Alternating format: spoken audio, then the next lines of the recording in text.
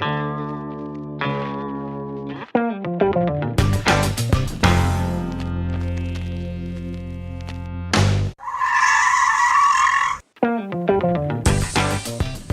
right, hey everybody, welcome to episode 16 of the Stop and Give Me 20 podcast, 20 minutes with some of the world's top fitness pros. I'm your host, Anthony Renda. You can check out the show notes at stop20podcast.com. That's stop20podcast.com. Before you do that, go to iTunes and subscribe to the show.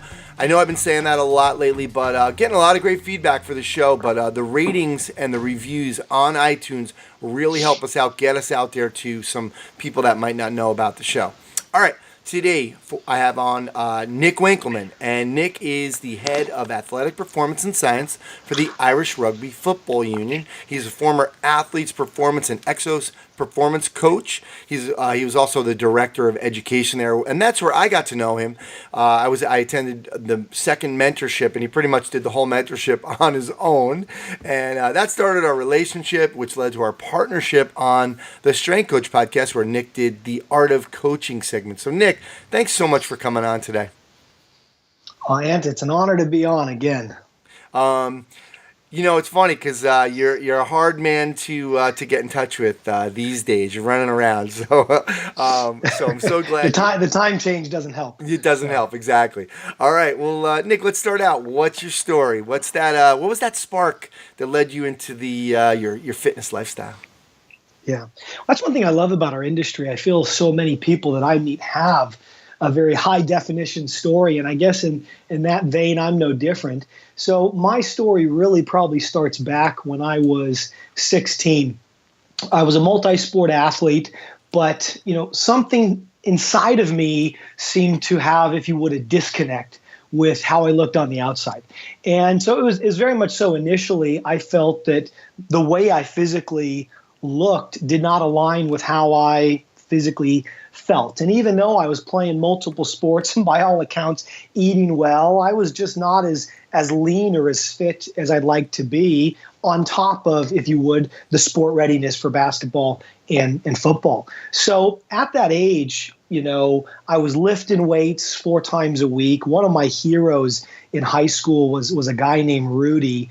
And Rudy was the guy that was in the weight room every day from 2:30 to 5, give or take, and he gave you as many life lessons as he did lessons on how to move the bar. So really from 15 on, I gained a love of lifting, specifically for football, from him. But still, again, there was this thing missing. I didn't look the way I wanted to. And for me, it was aesthetics. I wanted to look differently, and I wanted to challenge my body in a way that I hadn't before. And I'd come to kind of love that through the nature of the weight room. So my grandfather, rest his soul, one of the most amazing men, influences in my life, he got me a membership at a gym. But specifically, this membership at a gym in Lake Oswego was for a nutritionist, right? And at the time, this was not common, but we felt that the missing link was nutrition, because I was lifting weights, I was running, doing all sorts of things, just the weight didn't seem to want to come off. So I got with this nutritionist, and they gave me an incredibly specific plan that I was at the time highly motivated to work towards, to the T and dotting the I's, down to not having even the littlest bit of sugar or lollipop. I wanted to be very pure to this as best I could.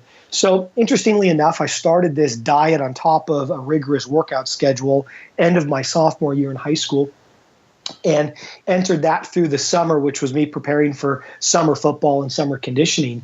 And over the course of about, I'd say, give or take 6 to 8 months, I lost about 60 pounds of fat. And in the process, my squat went up, my bench press went up. So even though I was 60 pounds lighter from a performance perspective, I could touch the rim, couldn't dunk a basketball, but I was touching the rim. I was faster, I was stronger than I had ever been, and I was the best I had ever been at football. And even though my coaches weren't happy that their lineman now was 60 pounds lighter, I actually was performing significantly better in the game and in practice. So it was really that time period and those influencers, Rudy, this nutritionist, as well as my grandfather and my family who gave me the support, there really was the spark. But what was interesting about that time period is throughout that kind of 8-month period, I was envisioning right? Visualization was huge by chance versus choice during this process. I was visualizing what the end product would be. And for whatever reason, I just saw myself walking into high school, Tualatin High School, through the doors, taking a left down the hallway, past the trophy case, into the junior hallway, because now I was going to be a junior, and having this moment, almost this TV moment, where finally I was seen on the outside, how I felt on the inside. And what's interestingly enough, it sounds probably a little bit cliche and a little bit fantastical, fantastical. I don't think that's a word, but we could add that to the dictionary. I walked in my junior year, and that's exactly what happened. I had lost the 60 pounds. People's jaws, short of dropping, were definitely chat with one another. Is that Nick? And for me, it was kind of proof that all that work I had put in was worth something. And at the end of the day, it ended up being worth more to me personally than it was in terms of requiring people to notice. But nonetheless, that moment for me was an important one, because in that moment, I knew I wanted to dedicate my life to doing that for other people.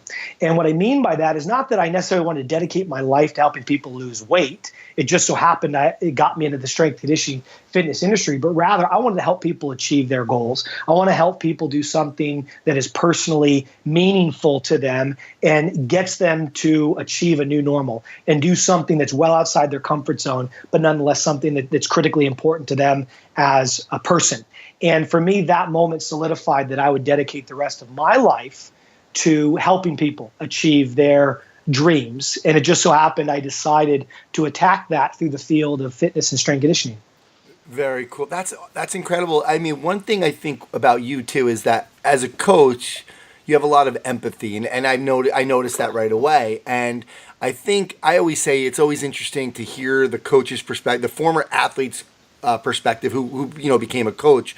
And I think what you also went through with that weight, like that weight challenge, it also helped you to kind of be a little bit more empathetic to some of the athletes, because not a lot of people feel that way. Now, you mentioned a few heroes there, so during that time though, who was that superhero like that you like? It's always easy to look back and say this one, that one, this one, but who was that at the time? Did you feel like, who was that superhero?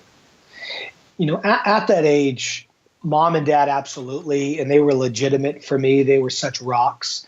My grandfather and grandmother, as I said, were incredible rocks. I would ride my bike many times to my grandfather's house every day after school and just sit down and talk about life, talk about all the knickknacks he had on his wall, his war stories, what he did with his shipping company in San Francisco. And a lot of life lessons were learned there. And he gave me a lot of great advice all the way up until his death. But probably the most influential person day in, day out was my strength conditioning coach, Rudy.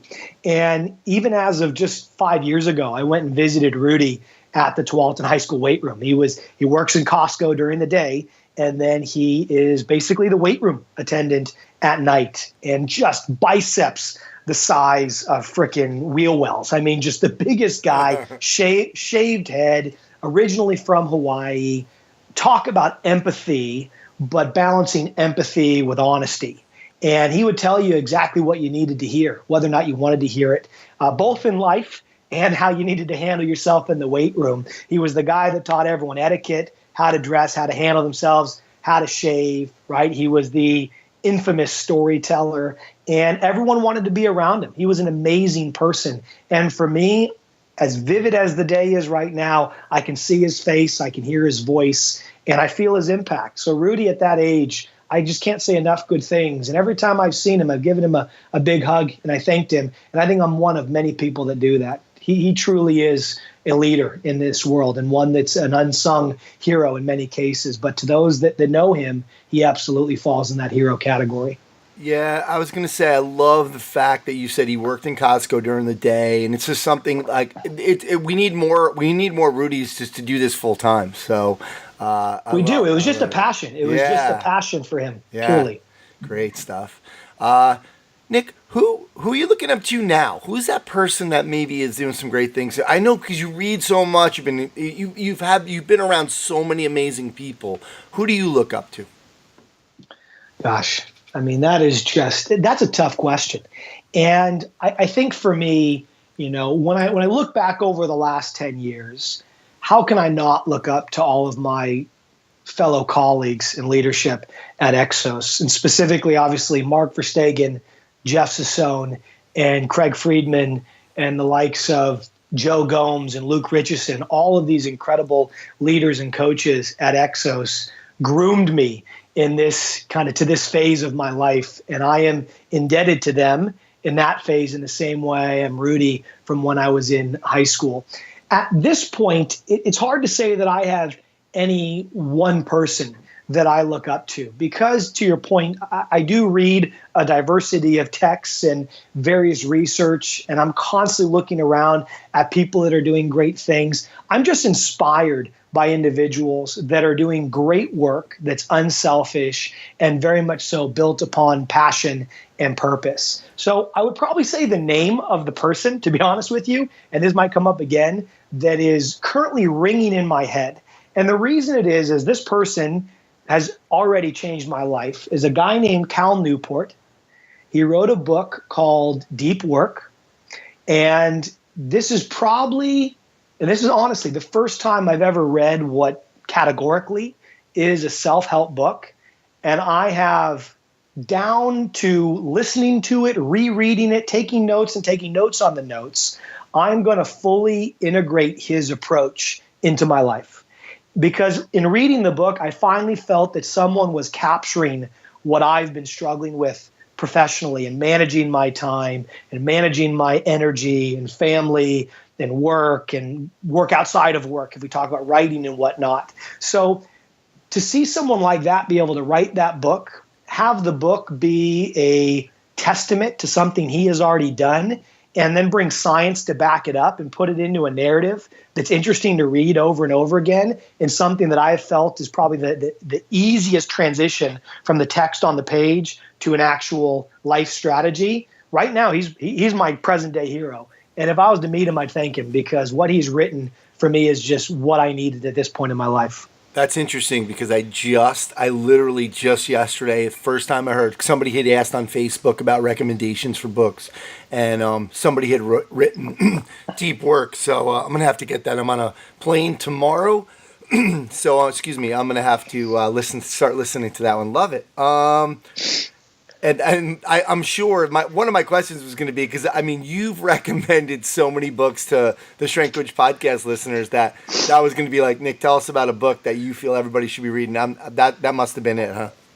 Well, that definitely is it. But I have to thank Mr. Mike Boyle, because he recommended two books to me. He recommended Extreme Ownership, and he recommended The 5 Dysfunctions of Team.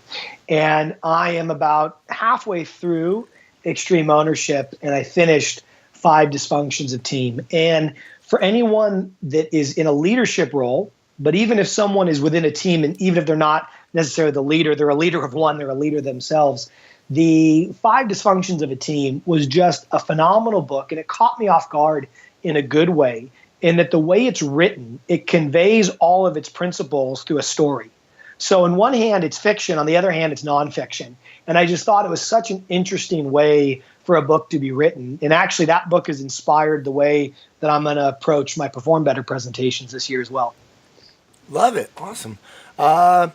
Nick, who are you trying to be a superhero to? Who are some of the people that you want to influence? Again, this is another, I guess, with a lot of the people that I have on. You have all the your coaches in the Irish Rugby Union. Your dad. You have all these. You speak. You lecture on the Perform Better circuit. Who do you feel like you really want to influence? At the end of the day, I identify myself as a teacher, and I really want to, with that, as a teacher, want to help people learn. And for me, whether it's those that I lead, whether it's people that attend a conference, it's my children, I really want to be that empathetic guide, that teacher for them. But at the end of the day, I really want to help the lay person.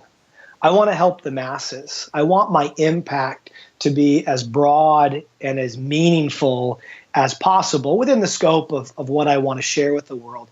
And because I'm interested in learning. Right now it's motor learning, but I'm interested in learning as a general category. I believe learning is an incredible skill, and learning how to learn, whether it's learning how to DJ, get better at reading, right? How to teach someone to move, how to move yourself. Learning is the ultimate skill because it can be deployed and applied to anything. So as a teacher, I'm concerned with learning how to learn, and thus I want to get that information in the hands of as many people as possible. And while I do it right now in the S&C fitness realm, I'm continuing to think about how I could broaden that message to reach a larger grouping of individuals. I'm also equally inspired to help professionals find their way in this industry. And I received a message no more than a few days ago on Twitter. And I was presenting back at Dave Tenney's Sports Science Conference. I believe it was in 2012. And I gave a talk on athletic profiling, but I think I also got a bit into the attentional focus, internal, external cueing. And someone hit me up on Twitter and said, I just want to let you know, I just finished my master's on attentional focus. And I think it was kicking, goal kicking, or being a goalkeeper, something around the soccer area. And the person wanted to let me know that my talk is what fundamentally inspired them to attack that topic within their master's, and let me know that they had just completed it. And for me, that's probably one of the most amazing messages I've ever gotten, because that's exactly why I do what I do. My hope every time I go talk to people for 30 minutes to an hour is to say something of some consequence, some meaning that influences their life just a little bit, but in a way that is positive. And frankly, Rena, I want to do that for as many people as possible within this realm of learning and learning how to learn. Yeah, well, I know, you've done that for so many people already, myself included, and I think you're going to get a lot more of those messages coming up. Nick, now it's time for the stop and give me 5 rapid fire questions and answers. So here we go. Best moment so far working with Irish Rugby? It has to be when we were in Chicago just a few months ago playing the All Blacks. We have never in the history of the country beaten the All Blacks. I believe it's 111 years. And we successfully beat the All Blacks in our Chicago match. And it was just the most amazing thing to be in Soldier Field with 50,000 other Irish Americans, Kiwi fans, so on and so forth, and win in convincing manner. Not to mention that just a few days prior, the Cubbies had just won and broken their long streak of losing. So without a doubt, that's not only one of the best moments of recent history, but in my life. Nice. Thing you miss most about being a coach at Athletes Performance /Exos? I think the biggest thing that I miss, as you step into a leadership role, you tend to spend more time focused in your own space, if you would, and then strategically reaching out and connecting with those around you and those that you lead. One thing that I probably miss the most is just the shared office space where I had 10 other coaches around me all day long, and at a moment's notice, we could share ideas. We're watching each other coach all the time. So the real-time fluid feedback drove you to get better at a consistent basis. And really that's why it's a hotbed for coaching, simply because you're constantly getting feedback, both how you coach, what you're coaching, and everything in between, on top of having an incredible group of friends and professionals to be around all day long. And I think it's something that it's hard to mimic in many other environments. And it's one thing that I definitely miss and appreciate having an opportunity to engage with. Yeah, great group over there. One thing people would not know about you? I think the thing that more people are knowing about me, but that most people probably don't, is that I am a very active DJ. I am currently sitting in what is half an office for writing and half a production studio for DJing and music production. So my alter ego is Mover on SoundCloud. Nice.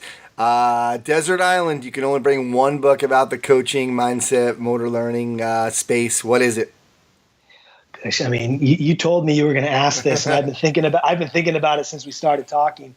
And I think that's still going to be very, very difficult for me to answer. I'm looking right now at all the books that I have in front of me to be honest with you, I would probably want a book that is going to continue to add value.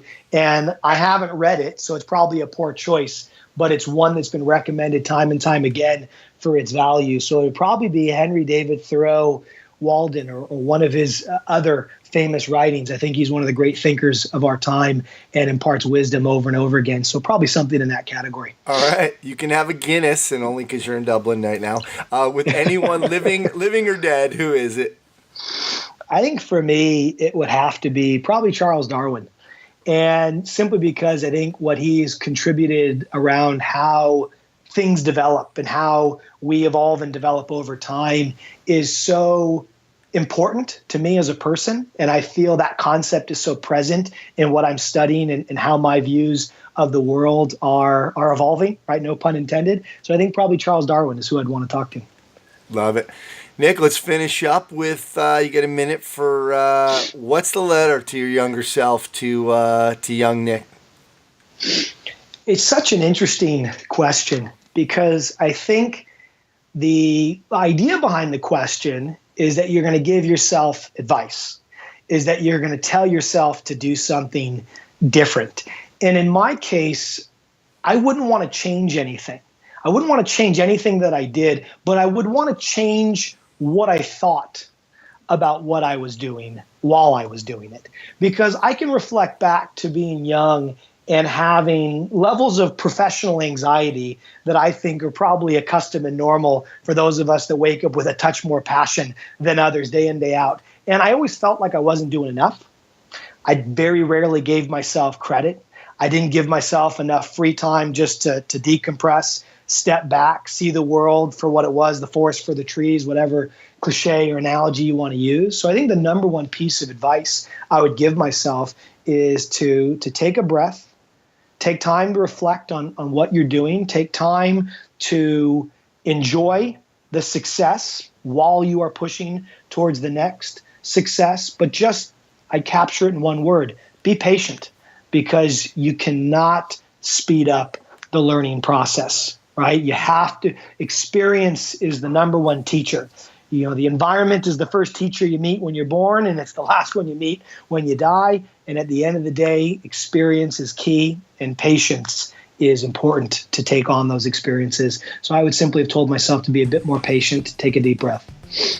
Love it. Great advice. And you've been doing that for a long time, giving a lot of people, a lot of young coaches, a lot of older coaches, great advice through everything you do. So we certainly appreciate you out in the strength and conditioning world. And I appreciate you for coming on today. I know you're busy, so thanks so much for coming on. Absolute honor and pleasure. And again, Anthony, everything that you do for this industry, can't thank you enough. All right. Thanks, Nick. Well, that's going to do it for episode 16 of the Stop and Give Me 20 podcast. Thanks again to Nick Winkelman. Make sure to check out all the links to all his stuff at stop20podcast.com. Don't forget to subscribe to the show. Leave us a review and a rating. It's really going to help us out. My name is Anthony Rena. Thanks so much for stopping by.